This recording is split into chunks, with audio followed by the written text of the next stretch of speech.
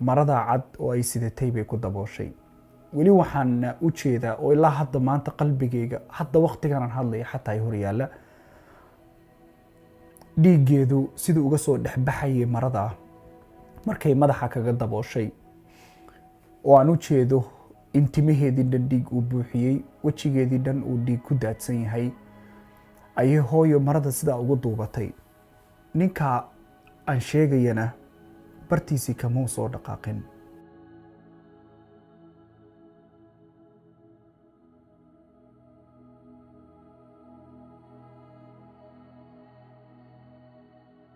السلام عليكم ورحمة الله وبركاته. أصحابتي إذا مالك سو دوني دافيدا كجوجتان isku soo noqod wanaagsan.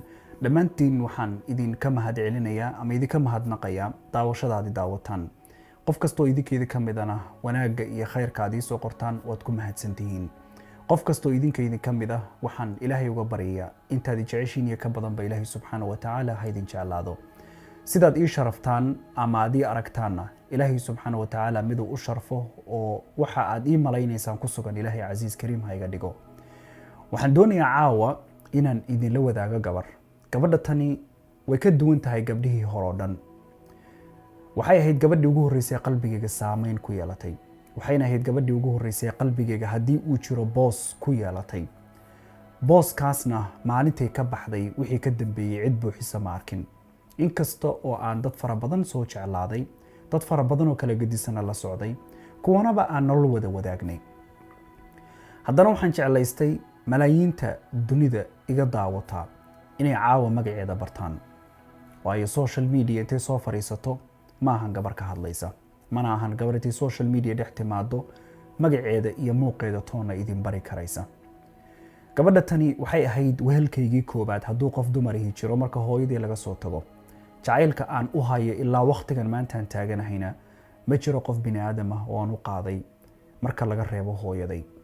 qof iila weyn bini aadamka dunida jooga maanta ku nool, qof sidii iila weyn tahay iila weynna ma jiroon ka ahayn hooyaday iyo aabihii dhalay. gabadha tan waanu yaryarayn, wehel baanu ahayn, sida dadku ay yiraahdaan far iyo faraanti ayaanu isku ahayn. waxaanu ahayn dad saaxiibo ah, waxaanu ahayn dad wada ciyaara, waxaanu ahayn dad cid walba iska xigsada, oo xataa yaraantayadii qof haddii uu ii soo dhawaado ama uu kor ii qaadiyo wixii la mid ah xataa ay lugta intay igu dhegto oran jirtay iska dhig. ilaa xadkaas ayay qalbigayga gabadha tani ku weyn tahay.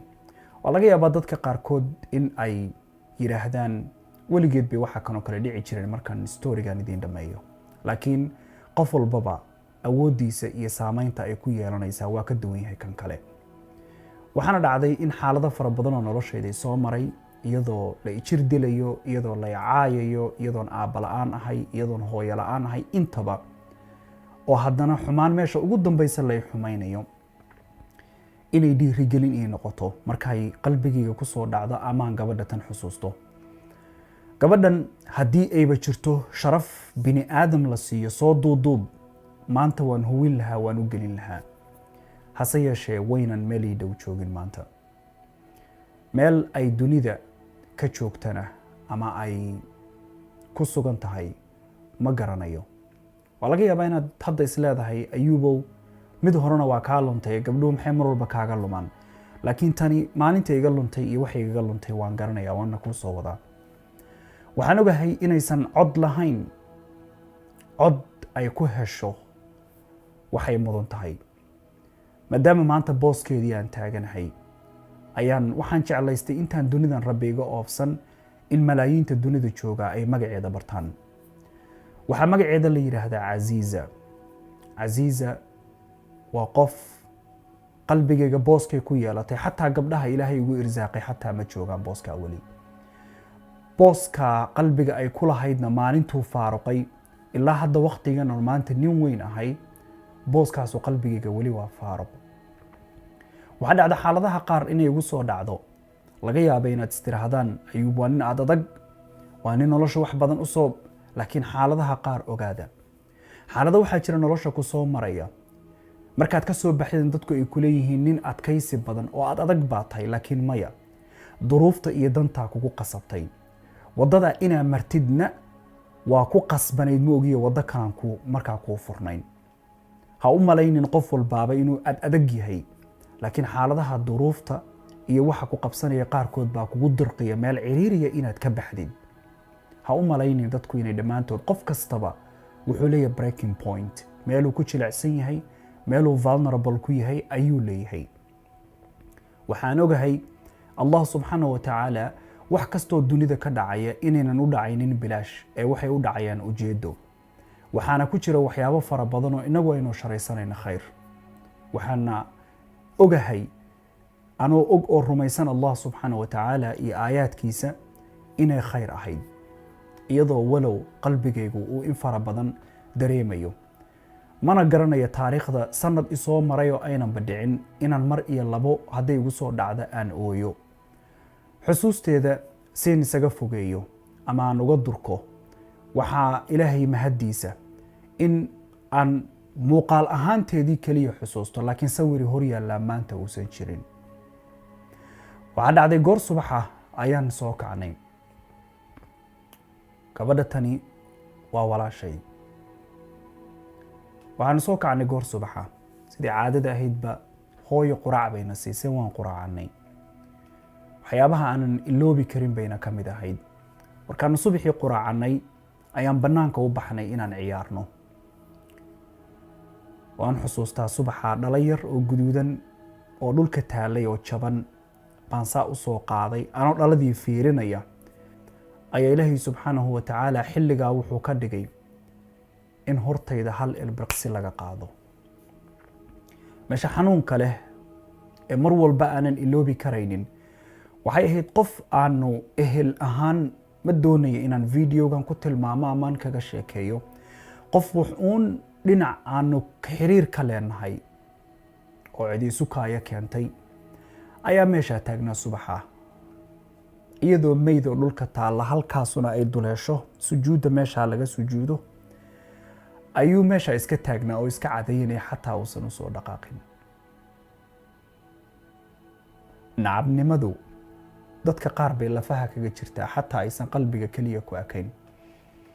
waan xusuustaa subaxa qofkii ugu horreeyey ee meeshaa soo istaagay wuxuu ahaa hooyo, iyadoo garbasaar cad huwan ayay timid. qofkii ugu horreeyey ee jirkeeda yar cambuur yar oo brown ah bay gashanayd. waan xusuustaa meeshaa ka qaaday ee xabadkeeda sidaa u gelisay, iyadoo madaxeeda dhiigu ka tifqayo, waxay ahayd hooyo. mana iloobo, maradaa cad ayay ku qarisay. weli bartii baan taaganahay, kamaan dhaqaaqin. hooyo waan xusuustaa waxay ku dabooshay maradaa cad oo ay sidatay bay ku dabooshay. weli waxaan u jeedaa oo ilaa hadda maanta qalbigayga, hadda waqtiganaan hadlaya xataa ay hor yaalla,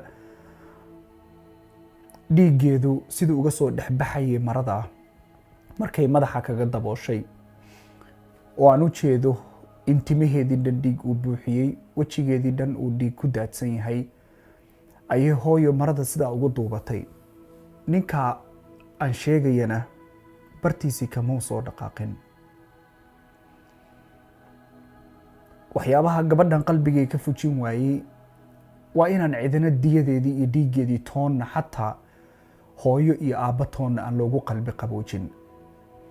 waana laga yaabaa dad badanoo daawan doona videogan inay jiraan, kana warqaba, oranayana hadhowdii wax uun ka oran doona, but I'm still waiting, because in fara badan oo adduunyada joogtaa maanta waxay ku doodaan inay xaqa bini aadamka intay cunaan aynanan xataa in yarna qofka bini aadamka xataa qalbi dejisaysan u quurin. anigu waan yaraa, laakiin markaan hooyadii weydiiyey oon waraystay igu tiri gabadha xaqeedii iyo diyadeedii cidna nama siinin, waxay ugu noqotay xanuun kale. الله سبحانه وتعالى وحليه ألا يظن أولئك أنهم مبعوثون ليوم عظيم يوم يقوم الناس لرب العالمين. maalin baa jirta ilaahay la soo hor istaagi doono iyadoo lacag cad yahay oo la faaro qof walbaaba sidii hooyadii ku dhashay oo buriiqa buu soo hor istaagi doonaa. maalin walbana adduunyada aan joogay noloshayda markaan ciriiri soo maro waxyaabaha marmarka qaarkood ii dhiiri gelin jiray bay ahayd. waxaan xusuustaa maalin noloshayda ka mid ah, maalintaa adduunyada maalin isoo martay ma oran karo waa maalintii iigu kululayd oo maalintay walaashay horteyda ku dhimatay baa iigu kululayd. laakiin waxaa jiray xaalado fara badan oo noloshayda ama marmar ciriiri badanaan soo maray yaraantaydii, aabbalaan ha noqoto ama hooyalaan ha noqoto ama hadal xun ha noqoto ama jirdil ha noqoto. waxaan xusuustaa maalintaa iyada oo jirkayga uu garaac ku socdo, wixii isoo hormaray iyo horyaallay wuxuu ahaa Ayuubow, casiizaba haddii ay dhimatay adduunkaana ka tagtay iyadoo dhiiggeedii qubanayana aad dul taagnayd, waxba kaama dhibaysa garaacda tani. jirkayguna inta keliya waxaa meli karay awoodaan lahaa intaasay ahayd. maalintaa qofkaas uu i garaacayo, labadayda gacmood intuu isdul saaray buu ku istaagay. usha dhabarkayga uu la dhacayana Allah subxaanahu wa tacaala unbaa loo sheegtaa, wax kalena ma oranayo. hadduu i maqlayo adduunka meeshuu doono qofkaas waa ka joogo, waayo ma doonayo inaan qeexo qofku ma dumar buu ahaa ma rag buu ahaa ma sheegi karo oo ma raba inaan idhaahdo. laakiin maantadan aan idinla hadlayo, xataa walow taa uu isoo marsiiyey qofkaas, waxaan idhaahdaa cafis ilaahay buu iga yahay, waxaanu haysta malahan hadduu qiyaamo xataa soo istaago. waxaan casiiso xusuustaa markii galab habeennimadii markay soo gashay, sariirtii ku seexan jirtay, waa wada ciyaari jirnay, cashaan wada cuni jirnay. waan xusuustaa habeenkii sariirteedaan fiirinayay oo faaruqa booskay seexan jirtay oo empty ah, oo markaa aan wax jooga lahayn. waxaan xusuustaa waagi dambe markuu ii baryay subaxnimadii, waxaan soo fariistay jarajarada guriga, waxaan fiirinayay meeshii lagu dilay oo ay ku dhimatay, ilaa hadda way hor taallaa.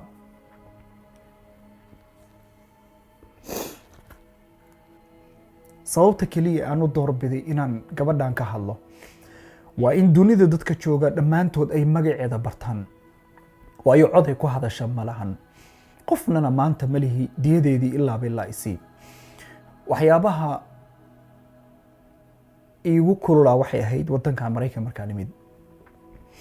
waxaan ka shaqayn jiray dukaankan nin Soomaaliya lahaa.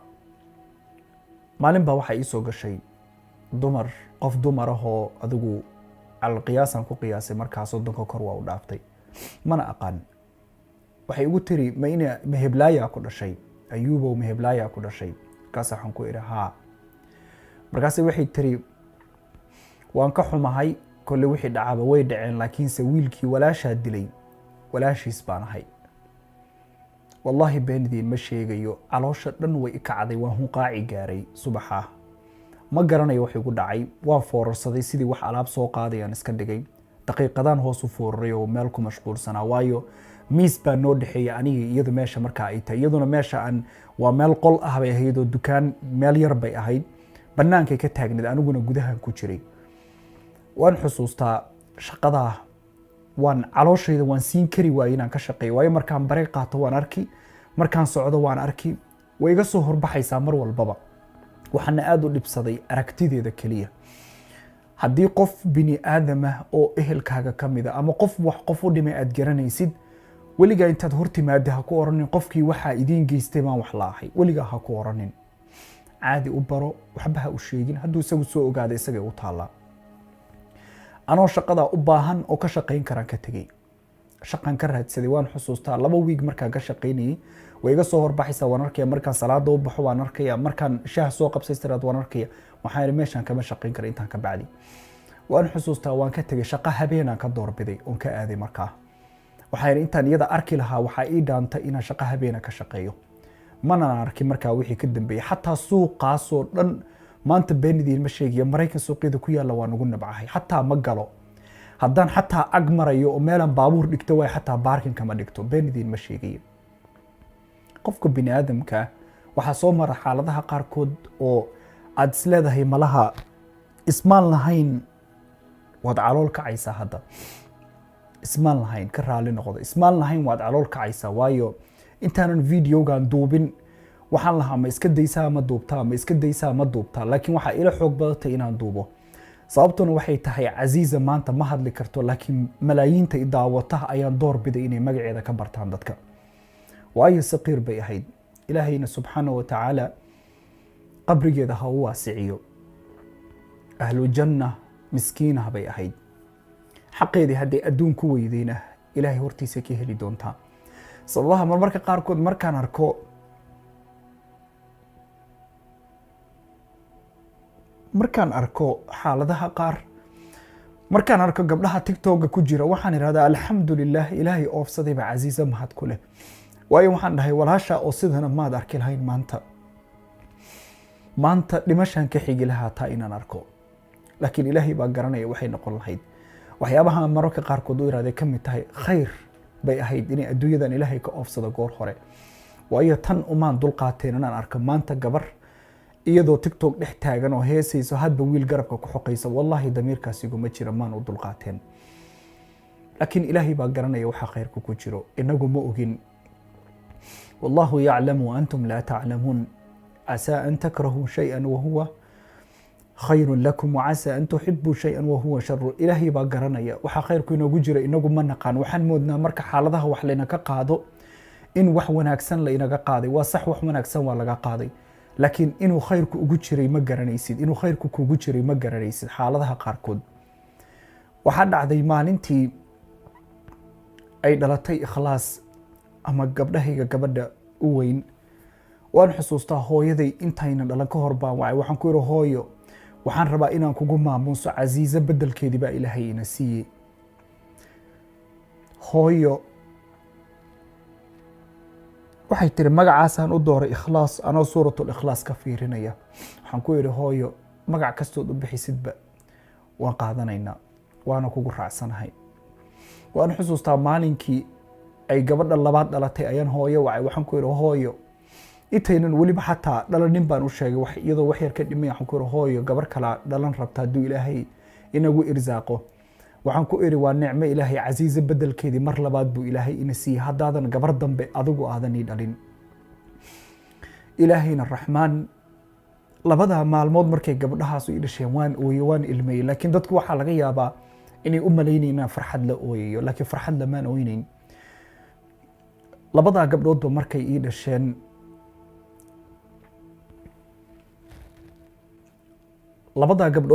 ii dhasheen, waan ilmeeyey. laakiin waxaa laga yaabaa qofkii marka ay arkay inuu u malayn lahaa in sababta aan la ilmeynaya ay ahayd gabdhahan ilaahay uu isiiyey oo qura.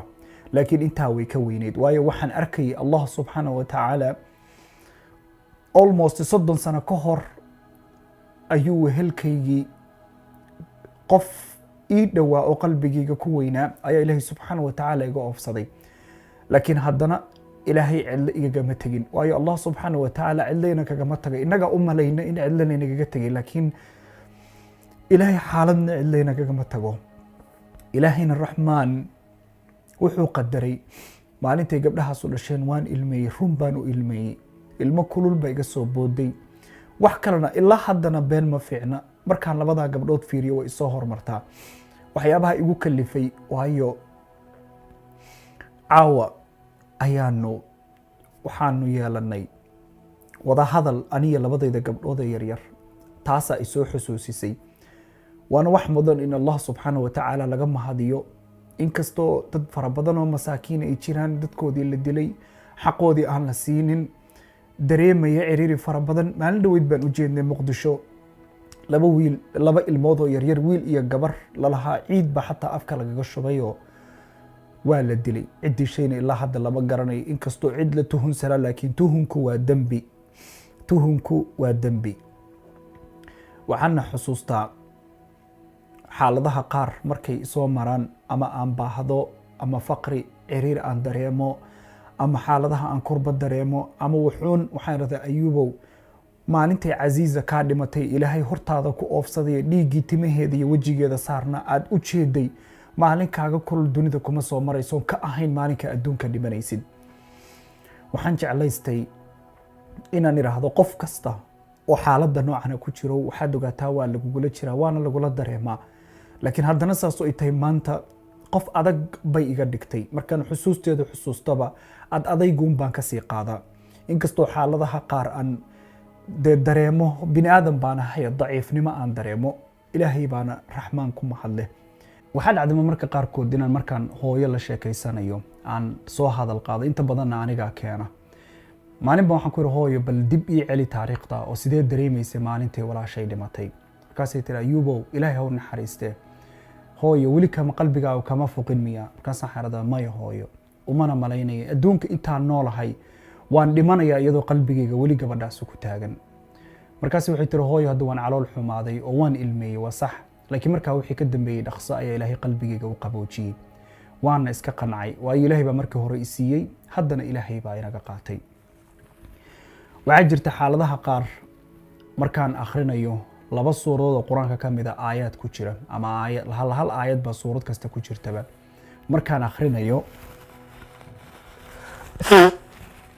waxaan soo xusuustaa gabadha way soo hor istaagtaa, waana xiriirka ay la leedahay dulmiga iyo dhibaatada loo geystay inay jirto maalin ilaahay hortiisa la hor imaan doono. waana aayad ilaahay subxaanahu wa tacaala uu leeyahay فكيف إذا جمعناهم ليوم لا ريب فيه ووفيت كل نفس ما كسبت وهم لا يظلمون. markaan aayadan dul istaago waxaan iraahdaa maalin baa jirta aan qofna qofka kale waxba ka dulmin doonin. maalin yaab badan baa soo socota, maalinta jacaylka, maalinta xorriyadda, maalinta kada. dadku wax bay dadku sheegaan sax, laakiin maalintaa way yar tahay inta oranaysa maalintaas way yar tahay. aayadda kale waxay ku jirtaa suuratu zumar oo ilaahay subxaanahu wa tacaala meesha uu leeyahay ووفيت كل نفس ما عملت وهو أعلم بما يفعلون. waxaan u xusuustaa mar walbaba waxaan ogahay maalintaa inay jirto. naftayda marka laga soo tago inaan anigu laftigayga xisaab leeyahay, laakiin waxaan ogahay maalintaa inay xaqeeda helayso. qof walba oo tan oo kale dareemayo waxaad ogaataa waan kugula jiraa, waan kula dareemayaa, waan kula ogahay. adduunyaduna waa iska maalmo kooban oo dhammaanteen waynu ka tegaynaa. macno badanna ma lahan adduunyo. waxaanad ogaataa xanuunkaa keligaa kuma tihid, anigaa kula dareemayo kugula jira. waxaanad ogaataa in maalin ay jirto ilaahay abaalkaaga uu ku siin doono. maalin baa jirta xaq la xaq soori doono. qof walboo xaq darra adduunkan qaatay waxay doonta ha noqoteena maalin buu keenayaa ay la weyn tahay. dhammaantiin intaynu video kale dib ugu kulmayno waana walaalkan Ayuub oo idin leh. wassalaamu calaykum waraxmatullaahi tacaala wabarakaatuh.